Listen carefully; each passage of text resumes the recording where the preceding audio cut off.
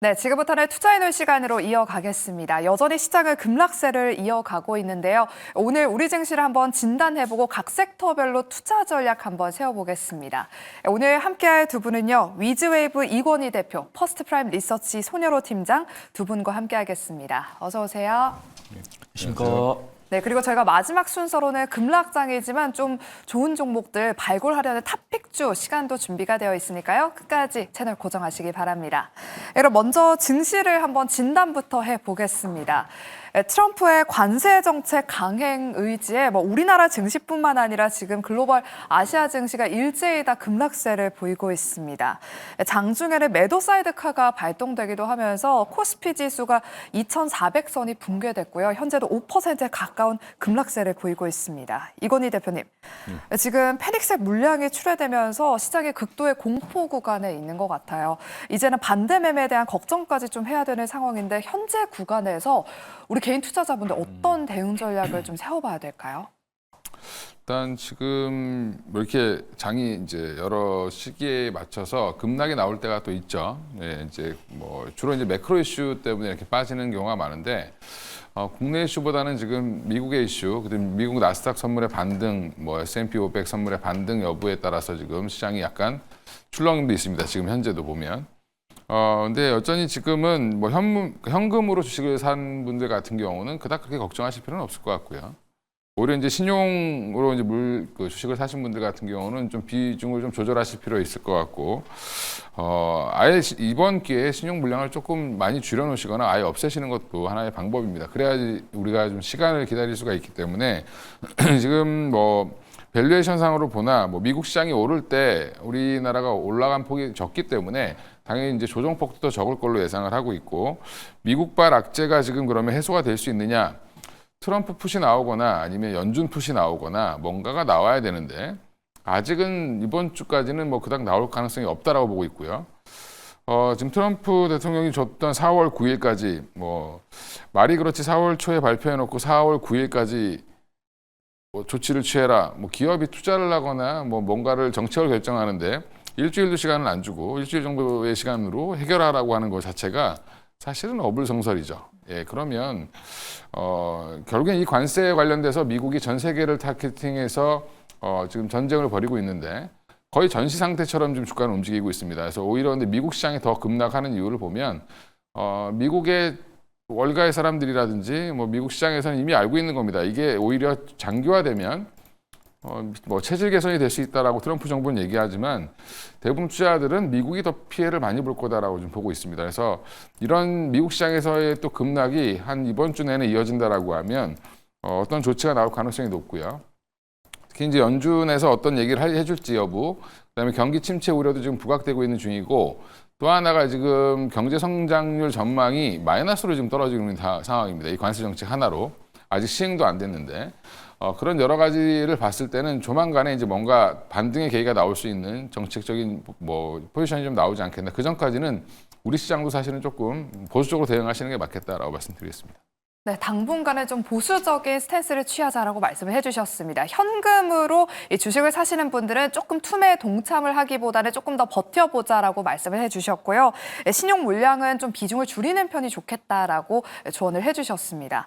우리 손여로 팀장님한테도 한번 여쭤보도록 할게요. 우리 이권희 대표님이 말씀하셨던 것처럼 결국에 이런 트럼프의 관세 정책 강행 의지가 미국에게 피해가 될 것이다. 결국은 돌아갈 것이다. 이런 의견이 많은 것 같습니다. 월가의 투자자들 뿐만 아니라 지금 트럼프의 지지를 받고 있는 일론 머스크마저도 지금 부정적인 목소리를 내고 있는데요. 하지만 트럼프의 의지는 좀 꺾이지 않을 것 같은데 이런 상황에서 반전을 좀 기대할 수 있을 만한 그런 모멘텀은 없을까요?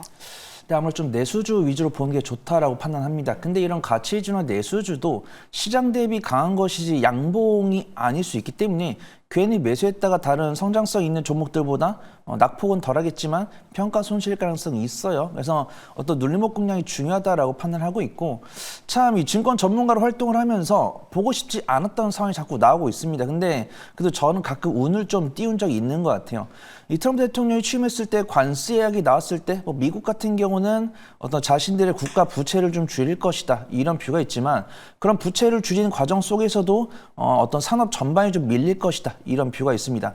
산업 전반이 밀릴 것이라는 생각은 했었지만 제가 뭐 계산기를 뭐 두들기거나 뭐 정확히 몇 % 밀릴 것이다 이런 생각은 안 했지만 관세가 보통 25%에서 35% 정도 나오니까 뭐 매출액이나 당기순 이런 것들로 이제 34% 할인하면 된다 이렇게 평가를 하고 있고요. 그다음에 글로벌 리서치에서도 이런 트럼프 대통령의 관세 정책 때문에 어떤 수출 물량이 한 14% 정도 줄어들 것이다 이런 뷰가 있습니다.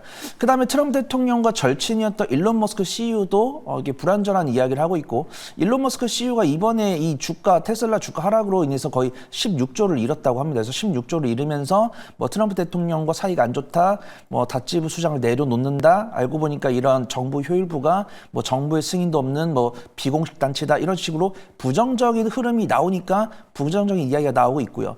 그다음에 저 역시도 대표님만큼이나 이 반등 시그널을 찾고 있습니다. 그래서 뭐 오늘자 한 줄 평을 물어보신다고 한다면 투매에 동참하지 말라가 아니고 투매를 하지 말라라고 말씀드릴 겁니다. 투매에 동참하지 말라라고 말씀을 드리려면은 투매가 나와야 되는데 투매는 안 나오고 있어요. 투매도 뭐 외국인과 기관이 투매를 진행하는 것은 상관이 없습니다. 근데 개인 투자분들께서 투매를 하시는 것은 가슴이 아프다라고 판단하고 있고 외국인과 기관의 매도세가 나오면서 뭐 개장 초반이라든가 오후장 말미에 개인 투자분들의 매도가 나온다고 했을 때는 개인 투자분들의 투매가 나오고 있으니까 이게 오히려 기회가 될 수 있다라고 평가를 하고 있고요.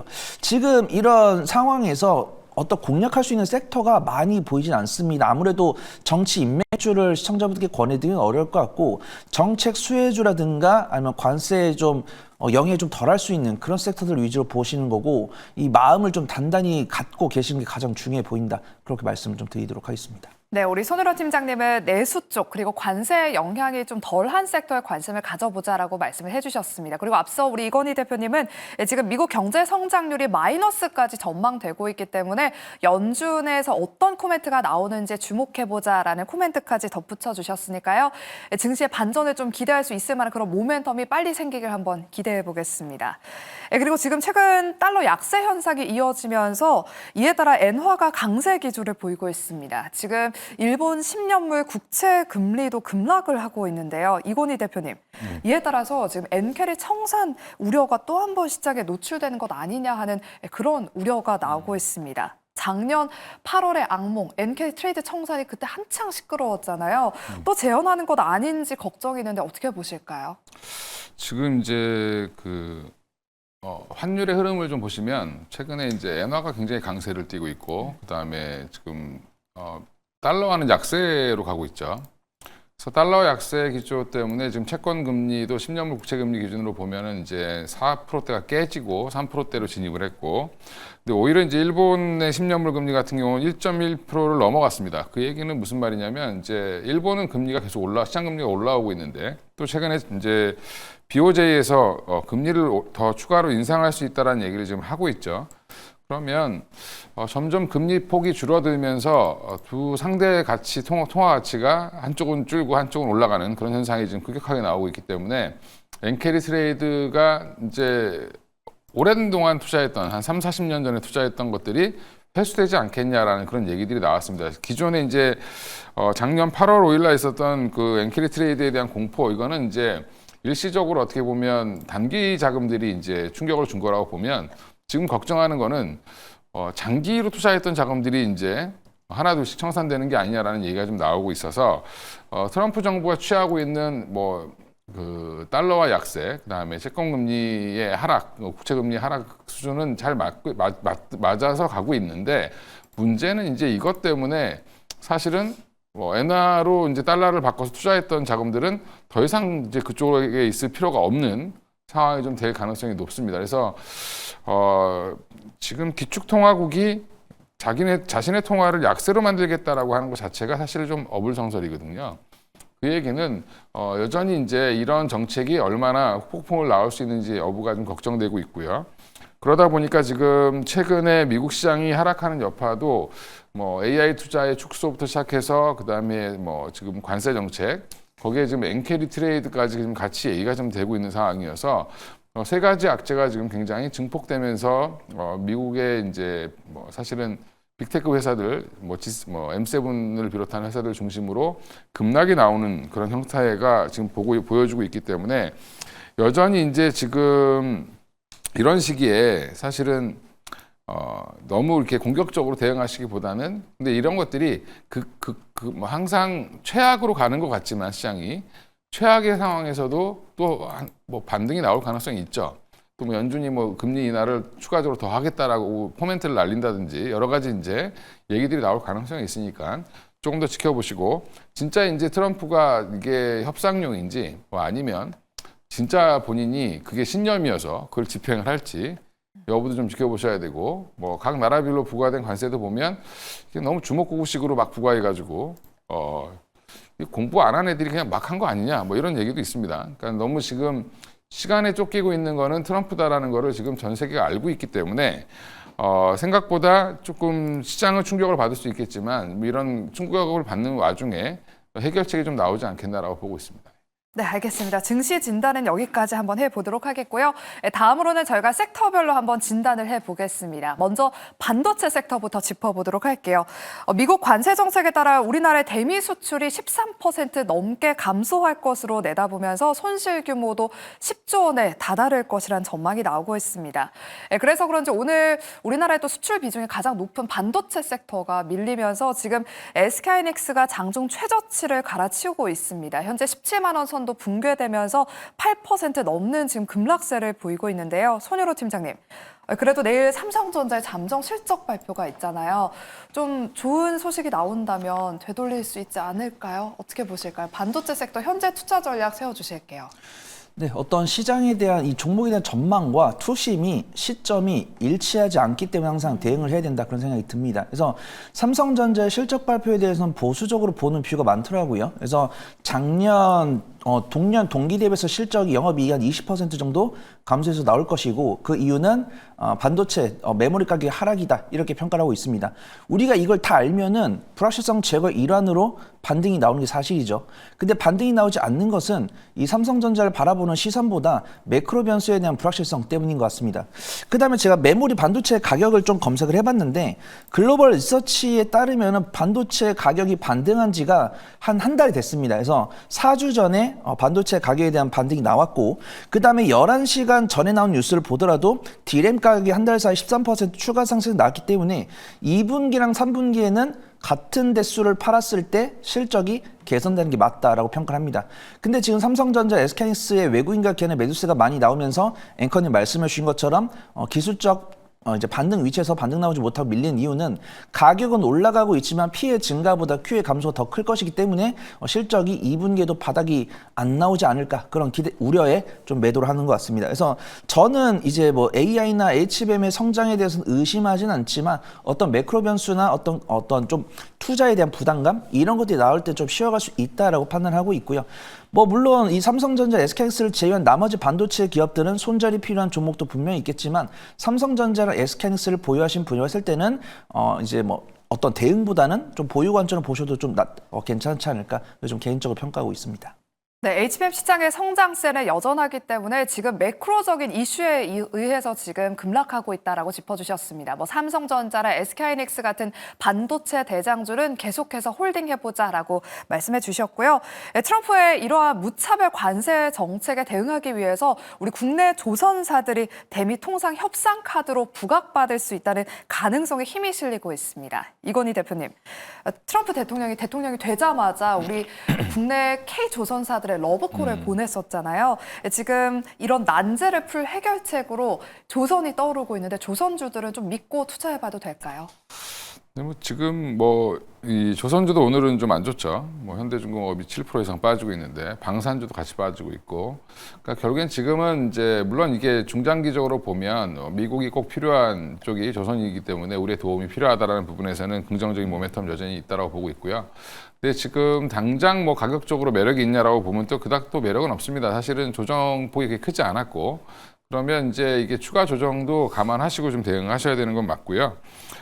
여전히 이제 지금 시장의 반등이 나올 때 어디가 강할 거냐라고 이제 생각해 보면 저는 방산보단 조선이 조금 더 강할 거다라고 예측을 하고 있습니다. 그리고 또 하나가 이제 미국이 이제 공격하기 좀 어려운 섹터이기 때문에 그렇다라고 볼 수 있는데 여전히 이제 불확실성은 뭐냐면 사실은 법안이 통과가 될 수 있느냐 여부죠. 그래서 이제 과연 이제 미국이 조선업을 거의 닫아놓고 살았는데 이거를 열어놓을 것이냐라는 부분이 굉장히 좀 큰 이슈로 남아 있고요. 또 이제 지금 트럼프가 또 지지를 했는데 문제는 또 지금 반 트럼프 여론도 갑자기 미국에서 들끓고 있습니다. 이게 아마 뭐 한 일주일만 이렇게 가면 사실은 난리가 날 수도 있습니다, 미국에서. 그러면 이제 미국은 상대적으로 이제 우리보다는 부동산 자산이 아니라 주식 자산에 사람들이 많은 포지션을 갖고 있기 때문에 이런 부분들이 이제 여론을 어떻게 또 부정적으로 갈 수 있느냐, 뭐 또 그거에 대한 또 트럼프의 대응이 또 나오겠지만 여러 가지로 봤을 때 아직까지 조선주도 적극적으로 공략하기보다는 추가 하락이 조금 더 나올 거다라는 가정하에 좀 분할 매수 관점으로 하시든가 아니면 이번 주는 좀 지켜보시는 게 좋을 것 같습니다. 네, 조선주도 이번 주까지는 흐름을 조금 더 지켜보자 추가 하락세에도 대비를 해야 된다. 그리고 조선보다는 오히려 방산 쪽이 좀 더 긍정적이다라고 코멘트까지 주셨습니다. 지금 거의 모든 종목들이 지금 하락하면서 코스피 지수가 장중 낙폭을 더 키우고 있습니다. 현재 5% 넘게 밀리면서 시총 상위주 한 100개 가운데서 오르는 종목이 뭐 한국전력밖에 보이지 않을도록 대부분의 종목들 지금 다 하락하고 있는데요. 손일호 팀장님, 지금 이렇게 급락하는 시장에서 좀 담아볼 수 있을 만한 분할로 좀 담아볼 수 있을 만한 업종이나 뭐 종목이 있다면 어떤 게 있을까요? 네, 종목은 뒤에서 말씀드리고 업종을 좀 보려고 합니다. 저는 일단 식품주랑 통신주 보고 있고요. 인프라, 이제 한국전력 같은 경우는 양봉을 보여주고 있는데 저는 앞에서 말씀드린 것처럼 이 경기방어주가 성장주보다 하방 압력은 잘 지키겠지만 수익은 가져가기 어려울 것 같다. 그렇게 평가를 하고 있습니다. 그런 와중 속에서도 그럼 한국전력보다 실적이 잘 나오면서도 배당을 많이 주는 기업을 봐야 될 텐데 그런 종목이 전 SK텔레콤이 보이더라고요. 그래서 한국전력이 처음으로 빨간불이었다가 이제 SK텔레콤이 이제 뒤에 오르는 모습이고 저는 음식료도 굉장히 좋게 보고 있는데 오늘 삼양식품이 밀리고 있기 때문에 음식료품은 관심 종목에만 넣어놓고 눌림목을 공략을 해보시는 게 좋을 것 같습니다. 일단 SK텔레콤 같은 경우는 호실적 나오고 있고 AI 사업도 진행을 하고 있고 그다음에 탑픽 같은 경우도 저는 AI 소프트웨어를 갖고 왔고 연간 배당이 한 5.5% 정도 되기 때문에 분기 배당 한 1.25% 정도 된다라고 판단합니다. 그다음에 기술적 위치 괜찮고 외국인과 기관의 수급도 긍정적이기 때문에 그렇다고 해서 뭐 제가 SK텔레콤 좋게 말씀드린다 해서 강하게 한 번에 사지 마시고 이렇게 분할 매수한다라는 관점을 좀 지켜봐 보시면 좋을 것 같습니다. 네, 우리 손혜라 팀장님이 경기방어주 성격이 강한 뭐 식품 쪽이나 통신 쪽 눈여겨보자라고 말씀해 주셨고요. 특징주로는 SK텔레콤까지 짚어주셨습니다. 그럼 저희가 다음으로는 개별 이슈가 있는 종목들 이야기해 보도록 할게요. 먼저 ABL 바이오부터 한번 살펴보겠습니다. 지금 뇌혈관 장벽 BBB 셔틀 플랫폼을 활용해서 최대 4조 원이 넘는 대규모 기술 이전 계약을 체결했다는 소식에 뭐 장전부터 시장에서 뜨겁게 주목받았고요. 현재도 상한가에 거래가 되고 있습니다. 저희가 투자해놓은 시간, 이 시간 탑픽주로 이 ABL 바이오가 여러 번 소개되기도 했었는데요. 이건희 대표님, 내일도 추가 상승이 나와줄 수 있을까요? 그리고 이런 소식이 바이오 투심에 좀 영향을 미치지 않을까? 우리 개인 투자자분들 지금 ABL 바이오 어떻게 대응해야 될까요? 아까 전에 유튜브 채팅창에 댓글을 또 남겨주셨더라고요. 어떻게 보실까요? 대응 오늘 같은 날 상한가가 지금 한번 살짝 풀렸다가 다시 이제 뭐 상한가 잔고를 한 29만 주, 한 30만 주 가까이 이제 쌓아놓고 있는데 잔량을 이런 부분들 보면 여전히 시장에서 긍정적으로 보는 거죠. 그리고 그동안 ABL 바이오가 이제 큰 계약건이 작년 안에 나올 거다라고 했는데 안 나왔던 부분들, 이런 부분들이 이제 기대감으로 계속 있었죠. 글랩바디 B 관련돼서 지금 BBB 셔틀이 이제 뇌에 있는 장벽, 브레인 블러드 베리어라고 하는 장벽이 있는데 이게 오히려 이제 인간의 어떻게 보면 뇌를 보호하는 아주 중요한 장치인데 이것 때문에 뇌 질환을 치료를 못하기 때문에 또 문제가 생겼죠. 이제 그 부분을 해결할 수 있는 플랫폼을 갖고 있는 ABL 바이오를 항상 주목해야 된다라는 얘기는 작년 내내 나왔습니다. 이제 그게 드디어 이제 성과를 냈다라고 보시면 되고. 규모 자체가 좀 어마어마하죠. 이제 최근에 이제 알테오젠의 아스트라제네카 관련된 게 한 2조 원이었다라고 보면 이거는 지금 4조 1천억 가까이 되는 기술 수출 규모를 갖고 있고요. 물론 계약 금액은 최대 해봐야 한 1,100억 정도 받을 거고 지금 확정된 건 한 740억 정도 되는데 나머지 이제 이게 뭐 약으로 개발이 완료된다라고 하면 지금 뇌신경계 질환 치료제에 관련돼서 여러 군데서 사용될 수 있기 때문에 특히 지금 전 세계 주요 선진국들은 고령화 사회로 진입돼서 지금 뇌질환이 좀 많아지고 있죠. 가장 대표적인 게 파킨슨이라든지 알츠하이머 같은 병일 텐데 그런 것들에 대한 확장성을 좀 시장이 좀 기대를 하는 것 같고요. 나온다 하고 이제 드디어 나왔습니다. 그게 이제 예상보다 한 5, 6개월 더 늦어졌지만 생각보다 지금 시장에선 긍정적으로 반응을 하고 있고 그럼 오늘 상한가 갔는데 ABL 바이오 시가총액이 얼마냐라고 보면 한 2조 정도 됩니다. 그러면 계약 한 건보다도 지금 적죠. 그래서 가격 부담도 사실은 그닥 다른 그 제약 바이오에 비해서는 밸류에이션이 부담이 없다라고 보면 추가 상승은 가능한데 문제는 이제 시장의 분위기가 이렇게 또 한 번 더 안 좋으면 ABL 바이오 들고 계신 분들도 부담스럽죠. 예, 그러면 한번 끊고 나오려고 하는 쪽이 있기 때문에 내일 만약에 우리 시장이 오늘과 같이 뭐 2% 이상 하락이 나온다라고 보면 그때는 일부 조금 비중을 좀 줄이시거나 하시고 또 다시 한번 살 기회를 노리시는 것도 좀 나쁘지 않은 방법으로 보이고요. 중장기로 계속 그런 변동성에도 내가 들고 있을 수 있다라고 하면 오히려 저는 계속 끌고 가시는 것도 나쁘지 않다라고 말씀드리겠습니다.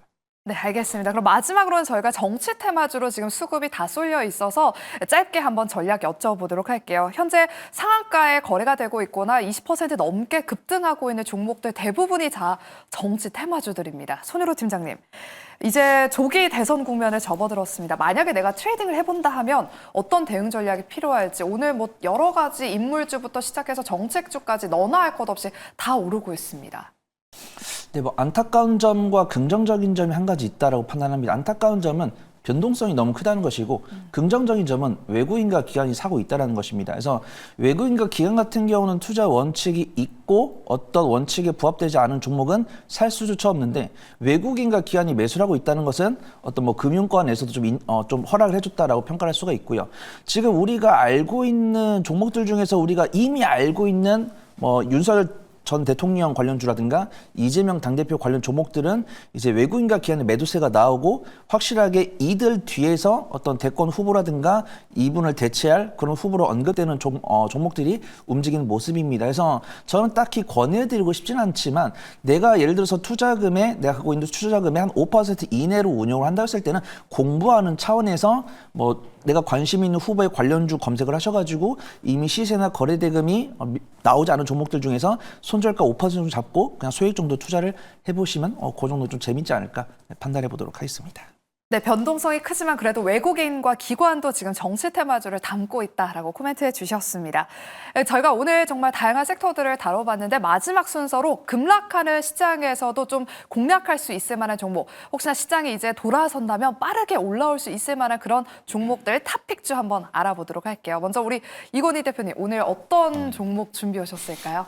예, 일단 바이오 쪽에서 준비를 했고요. 일단 지금 뭐 펩트론 같은 종목, 펩트론을 갖고 나왔는데 최근에 이제 좋았죠. 지난주까지 강한 흐름을 보이다가 오늘은 5일선까지 이제 밀리는 모습을 좀 보여주고 있고요. 여전히 그러면 없는 분들은 좋은 기회가 될 가능성이 높다. ABL 바이오가 오늘 계약이 나왔지만 이제 사실 알테오젠이 계약이 나왔을 때 다음은 어디일까 이제 시장에서 예측했을 때 가장 먼저 튀었던 종목이 ABL 바이오였습니다. 근데 그게 이제 시장이 예측했던 바대로 지금 그 다음이 글로 나왔고요. 그럼 그 다음은 또 어딜까 이제 생각을 해볼 텐데 여전히 이제 ABL 바이오와 알테오젠의 공통점은 이제 플랫폼을 갖고 있다라는 거죠. 그래서 어떤 신약을 개발한다기보다는 어떤 기능을 강화해주거나 아니면 어떤 물질을 갖고 있는 건데 지금 펩트론이 장기 지속형 플랫폼을 갖고 있다라는 거 비만 치료제 관련주로 이렇게 아실 텐데 이제 어설프게 아시는 분들은 근데 장기 지속형 비만 치료제 관련주가 아니라 비만 치료제의 그러니까 한마디로 성능을 좋게 해주는 걸 효과를 더 좋게 해주는 그런 이제 장기 지속형 플랫폼을 갖고 있는 거고 거기에 이제 ADC 관련돼서도 지금 더 성능을 좋게 해주는 플랫폼도 갖고 있다라는 게 부각되고 있기 때문에 하나가 더 더해졌다라는 부분에서는 이제부터 좀 주목을 해보셔야 된다라고 말씀드리겠습니다. 네, 오늘 ABL 바이오가 급등하면서 상한가에 거래가 되고 있는데 바이오 플랫폼 기업 넥스트 후속주로 펩트론에 주목해보자라고 오늘 탑픽주로 소개해 주셨습니다. 다음으로 우리 손혜로 팀장님의 탑픽주도 바로 공개해 볼게요. 네, 저는 코난 테크놀로지 말씀을 드리면서 폴라리스 오피스나 뭐 마음 AI 붙여드리도록 하겠습니다. 코난 테크놀로지를 제가 대본을 드릴 때 12시에 드렸는데 12시 20분쯤에 시세가 붙기 시작했기 때문에 어떤 분할 매수를 잘하시는 분들께는 코난 테크놀로지 여전히 유효하다 이렇게 평가를 하고 있고 좀 분할 매수 못한다라고 하신 분들은 좀 그를 뒤를 쫓는 경향이 있는 종목들을 위주로 보시면 좋을 것 같습니다. 어떤 텍스트 데이터나 영상 데이터를 가공을 해서 원하는 매출처에다가 유통을 해주는 업무를 영위하고 있고 2024년 4분기 분기 실적 흑자 전에 성공을 했습니다. 그 다음에 2대 주주가 SK텔레콤이기 때문에 성장성과 안정성과 안정성을 좀 동시에 보유를 하고 있다라고 평가를 하고 있고요. 기술적 일봉이나 수급별 거래대금 일부 좀 실렸다라고 판단하고 있는데 외국인의 순매도는 일부 나오고 있지만 기관 순매수 금액은 상당히 좀 들어오고 있기 때문에 분할 매수를 잘 하시는 분들께는 코난 테크놀로지 소개드린다 그렇게 말씀 좀 드리도록 하겠습니다. 네, 장중에 이재명 민주당 대표가 AI 강국위원회를 이끈다는 소식이 부각받으면서 AI 관련 종목들이 또 지금 시세가 나고 있습니다. 코난 테크놀로지 오늘 탑픽주로 소개해 주셨으니까요. 눈여겨보시기 바랍니다. 이렇게 저희가 준비한 순서는 여기까지입니다. 남은 오후장에도 매일경제TV와 함께 하시면서 장중 실시간 대응 잘해 나가시길 바라겠고요. 저희는 그럼 내일 오후 12시 이 시간에 돌아오겠습니다. 오늘도 함께 해주신 여러분 고맙습니다.